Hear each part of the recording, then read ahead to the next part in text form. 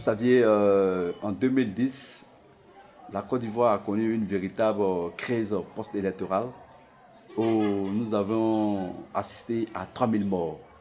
Pour nous, Ivoiriens, c'était des morts de trop.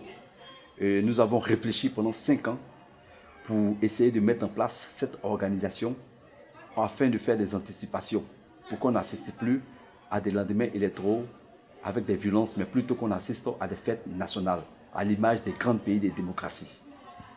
Donc notre ONG fait de l'anticipation, de la prévention. Et c'est pourquoi nous voulons inscrire nos actions dans la durée.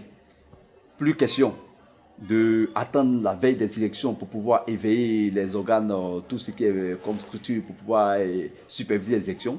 Nous pensons que le cycle électoral en Côte d'Ivoire est de 5 ans. Il est impératif de pouvoir agir dans les 5 ans. Et il faut renforcer les discussions, il faut renforcer le débat entre les acteurs qui sont impliqués dans la vie politique ivoirienne afin que nous assistions à des lendemains électoraux sans violence. Pour nous, c'est un objectif très important que nous voulons atteindre et nous pensons que nous avons les ressources nécessaires de l'atteindre. 2020, c'est maintenant qu'il faut agir. Nous lançons un appel à tout le monde de s'approprier cette organisation non gouvernementale qui demeure le salut du peuple ivoirien. On a trop souffert des crises post-électorales. On veut débannir dans notre esprit l'idée de la psychose, de la peur des élections.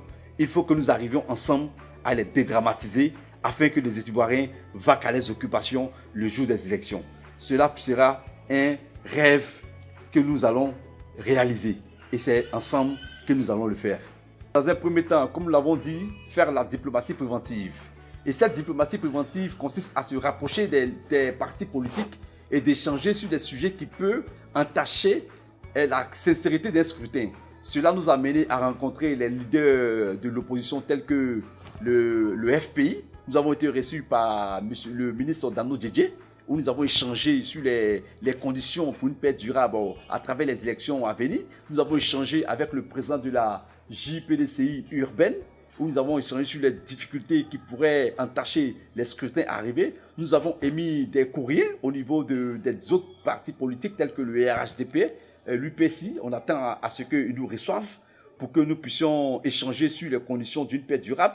Et à côté de cela, pour les élections qui viennent de se dérouler en octobre, à la veille des élections, nous avons organisé à l'Ouest ce qu'on appelle la journée de la consolidation de la cohésion sociale, où nous avons convié tous les représentants des partis politiques et de la CEI au sein de la préfecture afin de débattre sur les questions qui pourraient entacher le processus. Et je pense que ça a été constructif. Et les gens se sont engagés. On a dégagé tout ce qui pouvait entacher le scrutin. Et j'ai été heureux de savoir que le jour de la proclamation des résultats des élections dans cette localité, il n'y a pas eu de violence. Pour nous, c'était un bel exemple et qu'il faut reproduire et qu'il faut faire la publicité.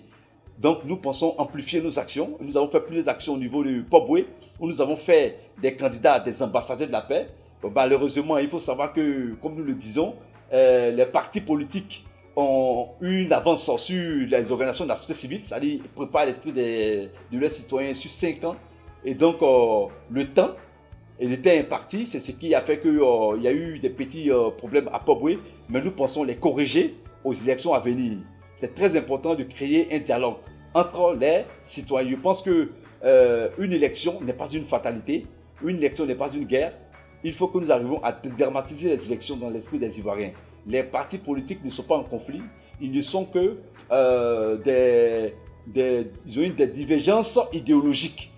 Mais personnellement, c'est des Ivoiriens. Nous pensons que la population ne doit pas percevoir leurs leaders comme des personnes qui sont en conflit, mais plutôt, c'est des conflits idéologiques. Et donc, le peuple doit rester vraiment très vigilant. Et nous demandons à la jeunesse, à travers nos mouvements, d'arrêter de s'exprimer par la violence comme moyen d'existence. Elle a mieux à faire. C'est pourquoi nous comptons mettre en place le compendium des compétences des jeunes attachés aux valeurs de paix, de démocratie et de travail. Et nous sommes en train de mettre en place la chambre des ambassadeurs de la paix de l'ONG, qui sont des personnes bénévoles, qui sont attachées aux valeurs de paix et qui sont attachées aux valeurs de démocratie et qui sont prêts à œuvrer de par leurs positions pour que nous assistions à des lendemains électoraux sans violence où on assiste à des fêtes nationales à des fêtes communales et ce serait le rêve atteint par l'ONG ESC.